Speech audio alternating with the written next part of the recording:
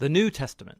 If you open up a Bible to its table of contents, you'll see it's made up of two large collections, the Old and New Testaments. The word testament refers to a covenant partnership, which is what both of these collections are all about. They tell one epic and complicated story of God's covenant partnership with Israel and all humanity.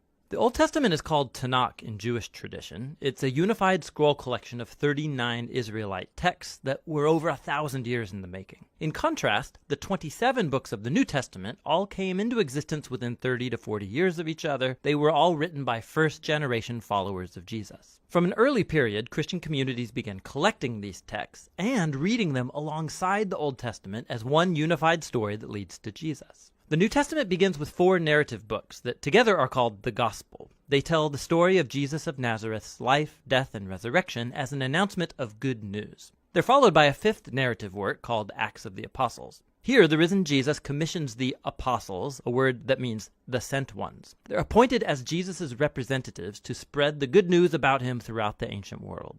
After Acts comes a collection of letters from the apostles. These were written to provide teaching and guidance for local communities of Jesus' followers called churches. There are 13 letters connected to the Apostle Paul, and they're not arranged in the order of when they were written, but rather from the longest to the shortest. Then there's the letter to the Hebrews, written by a close but unnamed associate of the apostles. After this are the letters of James, Jude, Peter, and John. 2 were brothers of Jesus, and 2 were among his first followers. The last New Testament book is the Revelation, a letter to 7 churches that reveals a prophetic word of challenge and comfort to all of Jesus' followers. So those are the books of the New Testament, but what are they about? And how do they connect with the Old Testament to make up one unified story? Think of it this way.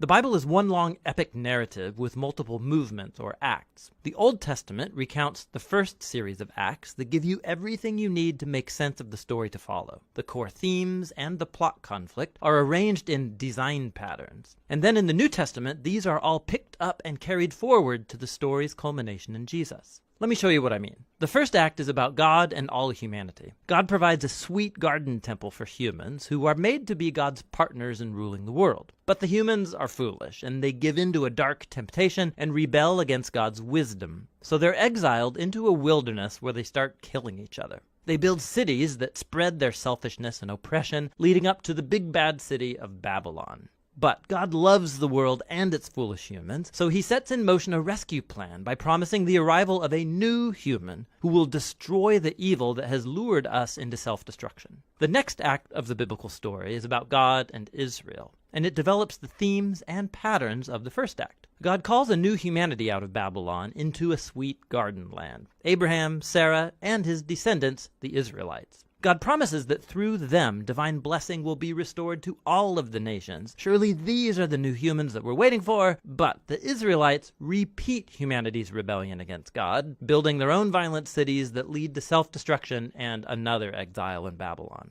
But God sustains his promise that the new human will come from Abraham's lineage. It will be a priest king who will now have to rescue both Israel and humanity from Babylon to restore God's blessing to the world. Now, notice how these 2 acts are designed according to the same pattern. The second act is a longer and more violent version of the first, and together they explore the tragic human condition, but they also highlight God's promise, which is developed more in the next act, the Old Testament prophets and poets. The prophets accused Israel and all nations of their evil, and they announced that one day God himself would arrive to bring the day of the Lord and deliver his world from Babylon. He would do it through a promised royal priest, who's going to suffer like a slave and die for the sins of Israel and all humanity, but then he'll be exalted as king over the nations. He will call others to leave Babylon and join the new covenant people, who will partner with God to rule over a new Jerusalem, that is, over a new creation. And so the Old Testament concludes by anticipating a new act in the story. And when you turn to the New Testament, it's the same story, now being carried forward in Jesus. Let's see how. The 4 gospel accounts introduce Jesus of Nazareth, both as the promised son of Abraham who will restore God's blessing to the nations, and also as that new human who will defeat evil and restore humanity to partnership with God. So Jesus is portrayed as a human, and more. He went about announcing the arrival of God's promised kingdom, and he spoke and acted as if he was Israel's divine king.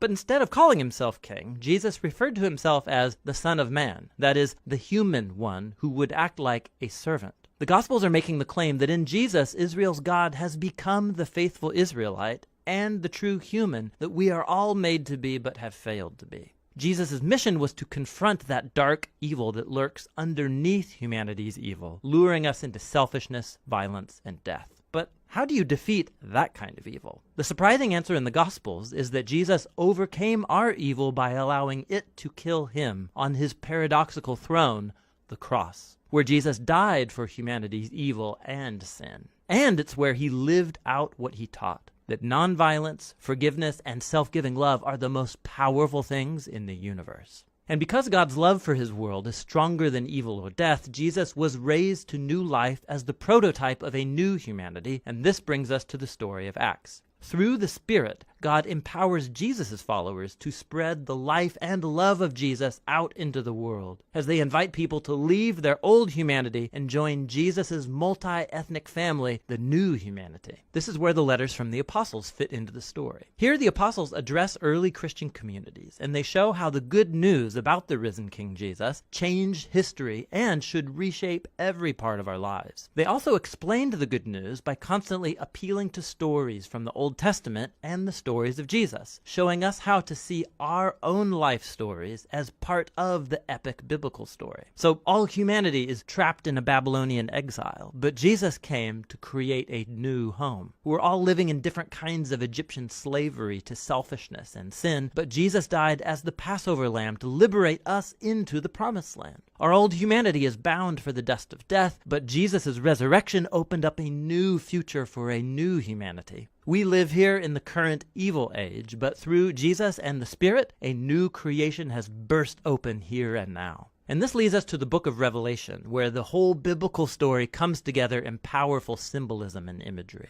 Jesus is portrayed as a slaughtered, bloody lamb, who is exalted as the divine king of the world. He's leading his people out of slavery and exile in Babylon, and as they resist Babylon's influence, they may have to suffer alongside their slain leader. But when you follow the risen king, not even death can prevent the dawn of the new creation, which is here depicted as a new Jerusalem garden temple, the true home of humanity after its long exile. And so on the Bible's last page, heaven and earth are reunited, and the new humans take up their appointed task from the Bible's first page, to rule the world together in the love and power of God. The New Testament is a remarkable collection of documents. They represent the testimony of the apostles that points us to the risen Jesus himself. And through God's Spirit, these human words have been speaking a divine word of hope from the first century to the 21st. Each book shows how God, through Jesus and the Spirit, is leading our world to its ultimate goal in a renewed creation.